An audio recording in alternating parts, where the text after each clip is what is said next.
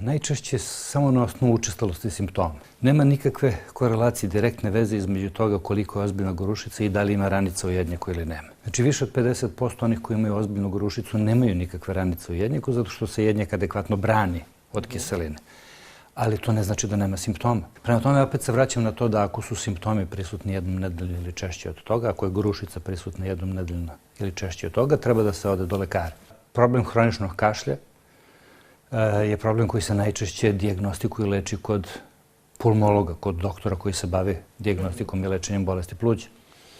Ali treba razmisliti o tome da se uradi dijagnostika i toga da li ima kile na dijafragmi, odnosno želudačnoj kili, i da li ima vraćanje kiseline, zato što kiselina može ili da potencira problem sa plućima, ili može da prouzrokuje taj problem, pa da uopšte u suštini nije astma u pitanju, nego je u pitanju vraćanje kiseline i oštećenja pluća kiselinom. Prema tome, za svakog ko ima hronični kašalj i ko se leči od astme ili opstruktivne bolesti pluća, savjet je da treba da ode do gastroenterologa i da ga gastroenterolog pregleda da li ima udružene bolesti i digestivnog trakta, odnosno vraćanje kiseline koja može to da potencira.